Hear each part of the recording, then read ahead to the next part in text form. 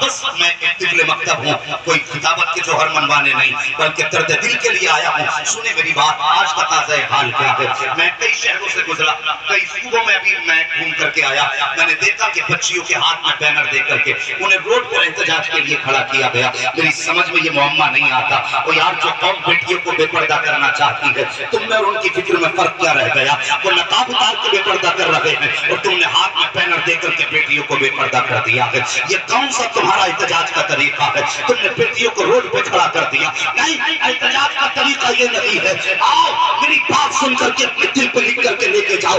میں بہتر طریقہ بتانا چاہتا ہوں۔ یہ احتجاج کا طریقہ یہ نہیں کہ بیٹیوں کے ہاتھ میں بینر دے کر کے روڈ پہ اتارا جائے، ان کے سروں سے دوپٹے اتار کر کے نعرے لگوائے جائے۔ وہ اسلام اتنا پاکیزہ مذہب ہے جب اپنی بیٹی کی آواز تک نکالنے کی اجازت نہیں دیتا، ان کے قدم نکالنے کی اجازت کس نے دے دی؟ تم کہتے ہو اس طرح احتجاج ہوگا؟ نہیں پیارے، احتجاج کا طریقہ یہ ہے کہ بیٹیوں کو گھر سے باہر نقاب کی بجائے ان کے ہاتھ میں بینر دے کر کے نہ نکال، بلکہ بہتر یہ ہے کہ آج تک جن بیٹیوں نے نقاب نہیں پہنا تھا ان پہ لازم کر دو اب تک نقاب نہیں پہنا تھا، جب تک زندہ رہو گی کلی سے فاطمہ تک کر کے نعرہ تکبیر، نعرہ رسالت، سبحان اللہ۔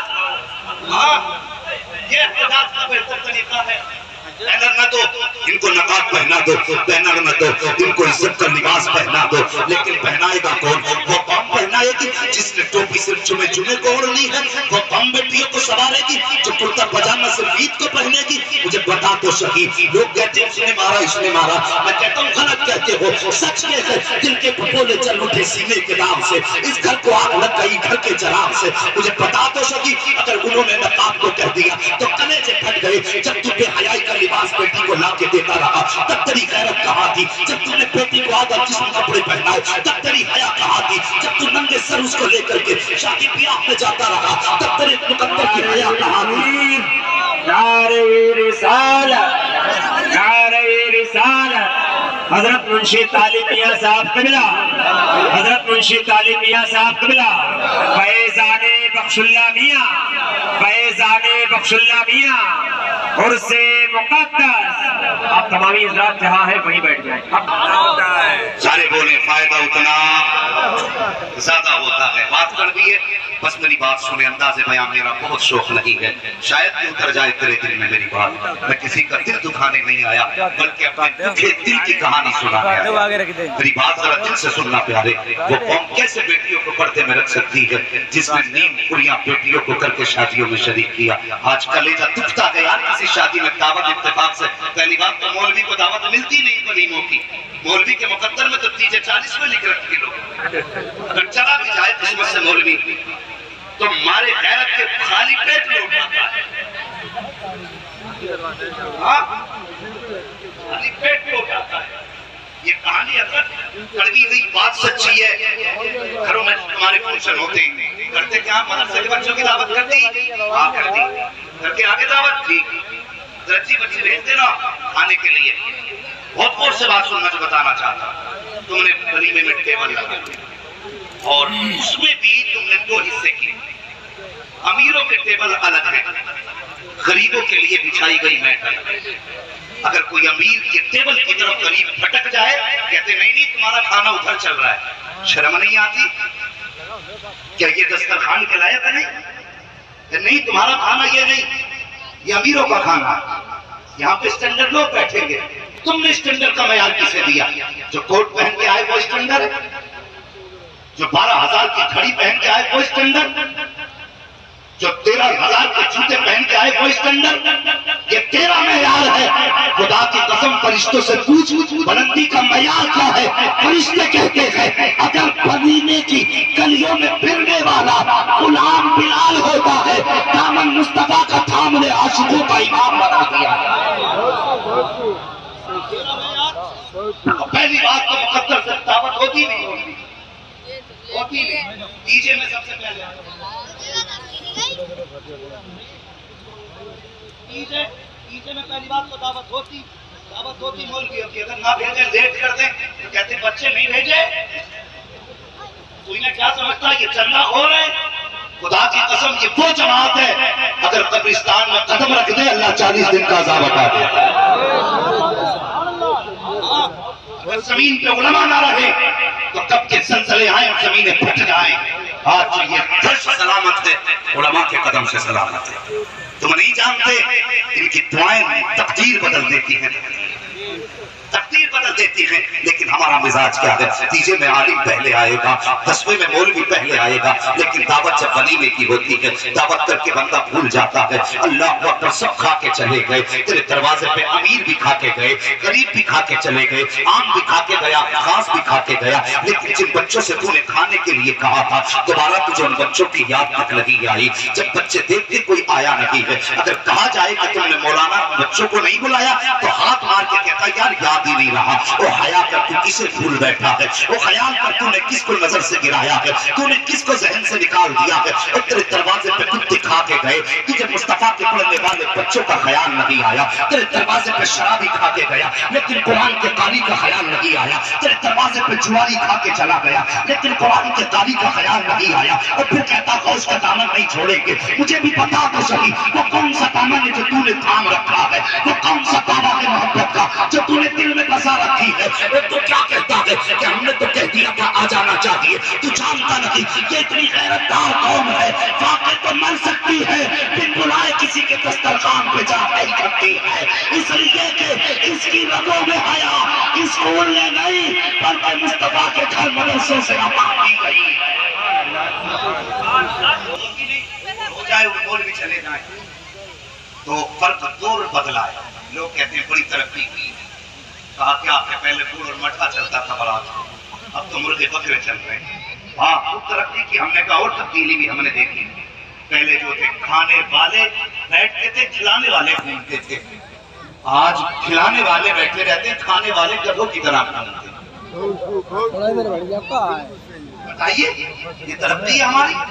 ہم نے اتنی ترقی کی اللہ اکبر. کچھ شادیوں میں جانے کا موقع ملا، خدا کی قسم حیا آ رہی تھی. سوچنے پہ مجبور تھی کہ یہ ہے مصطفیٰ کے غلام جن کی بیٹیوں کے بال پردے میں نہ ہو، جن کا لباس بے حیائی کو بالکل آیا کرتا ہو. اور لوگ کہتے ہیں غلامی رسول میں موت بھی قبول ہے. یہ تیرا کون سا دعویٰ ہے؟ موت تو بعد میں قبول کر، پہلے بیٹیوں کو پردے میں رکھ، پہلے حیا کی ان کو تعلیم دے. اور یار یہ قوم تو خود اپنی آنکھیں دیکھتی ہے، یہ انتظار کرتی ہے ایسے فنکشن میں جائیں گے جہاں بیٹیوں کے حسن کا دیدار ہو سکے، جہاں ان کے جسموں کی عکاسیت کی جا سکے. وہ حیا کا کل بھی تو تھا آج بھی تو ہے. آج دنیا رو رہی ہے کہ آج فرشتوں کی مدد کیوں نہیں آ رہی ہے. میں کہتا ہوں آج بھی مدد اترے گی. خدا کی قسم 313 کی طرح پہلے اپنا ایمان مضبوط کر لے. تجھے بھی میدان عمل میں اترنا پڑے گا. اللہ اکبر. جب بیٹیوں کو ننگے سر لے کے جاتے ہو پھر مدد کدھر سے تلاش کر رہے ہو؟ مجھے بتا دو صحیح ذرا کل اور آج میں فرق دیکھ. کل بھی تو تھا آج بھی تو ہے. کل جب کوئی غیر مسلم پردیس جایا کرتا تھا تو اپنی بیٹی کو مسلمان کے حوالے کر کے جاتا تھا.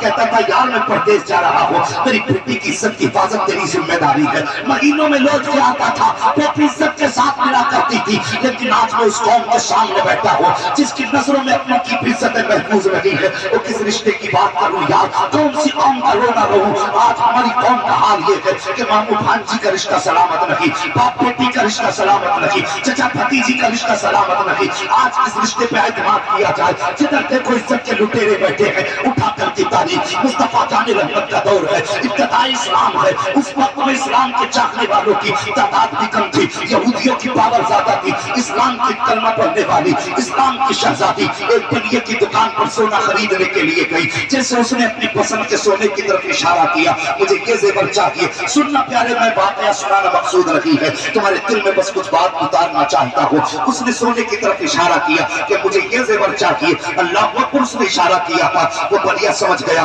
کہ اس کو یہ زیور پسند ہے. کہنے لگا سن بیٹی، سن بچی، تجھے جتنا چاہیے سونا لے لے، لیکن ایک بات میری مان لے. کہا کون سی بات؟ کہا ایک میرے دل کو ٹھنڈا کر دے، میرا دل تجھ پہ آ گیا ہے، جتنا چاہے سونا لے جانا، میں تجھ کو منع نہیں کروں گا. جب اتنی بات اسلام کی شہزادی نے سنی ہے، جب زیور ہاتھ میں تھا بلیے کے منہ پہ مارا اور کہا تم کیا سمجھتا ہے ہمیں تیرا سونا خرید لے گا؟ کہا تھا اس نے ہم محمد کے قدموں پہ بک چکے ہیں، دنیا کی کوئی دولت ہمارا سودا نہیں کر سکتی.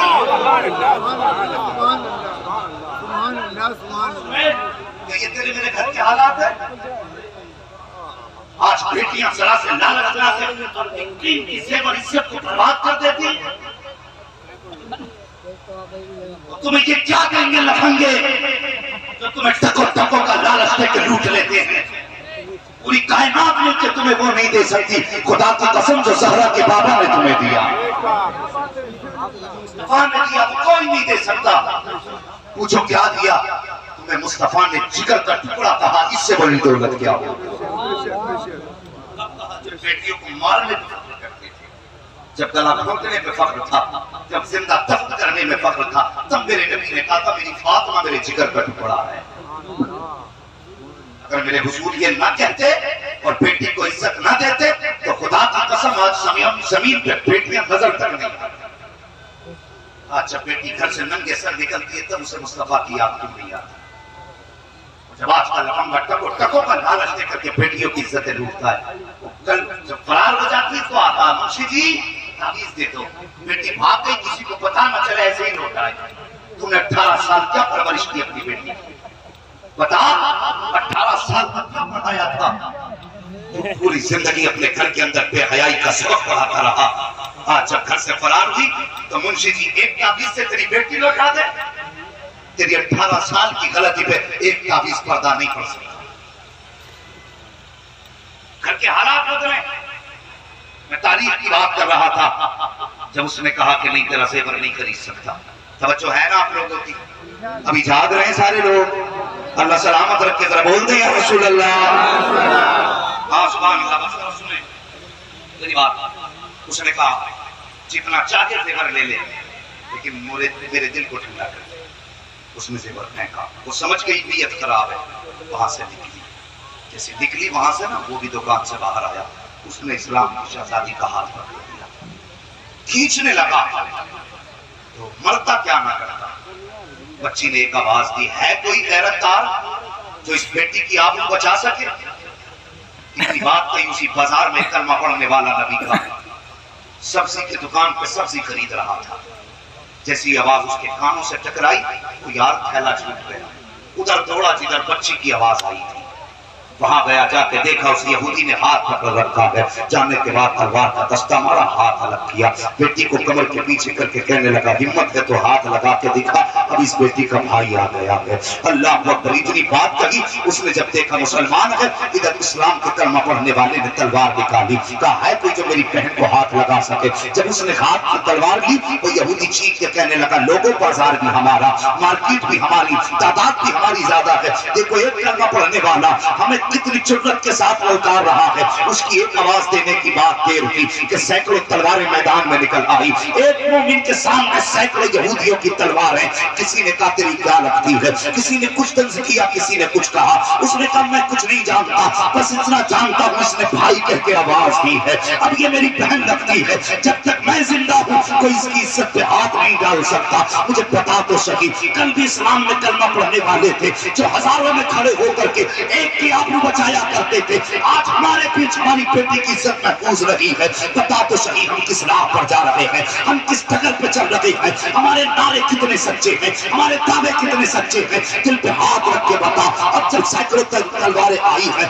ایک یہودی آگے بڑھا کہ دیکھتا ہوں کیسے روکے گا. جیسے آگے بڑھا اس نے تلوار نکال رکھی تھی. آگے بڑھا اس کی تلوار ہوا میں اچھلی اور لبوں میں اس کا سر تن سے جدا کر دیا. جب ایک یہودی کا سر کٹا سینکڑوں تلواریں ٹوٹ پڑی ہیں. ایک تنہا مجاہد ہے, سینکڑوں تلواریں مقابلے میں ہے. تلوار چلتی رہی. آدھے دن سے زیادہ وقت گزر گیا. ایک آدمی سینکڑوں کا کتنا مقابلہ کرتا. تلوار چلتے چلتے بازو تھک گیا. تلوار کی رفتار دھیمی ہو گئی. جب بچی نے دیکھا تلوار تھم رہی ہے, رفتار دھیمی ہو رہی ہے, خیال آیا اگر یہ تلوار رک گئی تو عزت کون بچائے گا, اگر یہ شہید ہو گیا تو بچانے کون آئے گا. آؤ اسلام کی شہزادیوں, تمہیں بھی دعوت فکر دینا چاہتا ہو. تمہارا کام نہیں ہوتا ہے تو کبھی کہتی ہوں مزار پر چادر چڑھاؤں گی, کبھی کہتی ہوں مزار پر پتیلے بناؤں گی. تم نے کیا سمجھ رکھا ہے کہ تم مزاروں پہ جاؤ گی تب خدا راضی ہوگا؟ نہیں, خدا کو منانے کا طریقہ نہیں ہے. خدا کو منانے کا طریقہ یہ ہے اگر منانا ہے مزار پہ نہ جا, وضو کر, مصلی بچھا, سجدے میں چل رہا تو آنسو گرا. خدا کی قسم مدینے والا بھی راضی ہو جائے گا, کعبے والا بھی راضی ہوگا. دیکھو حالات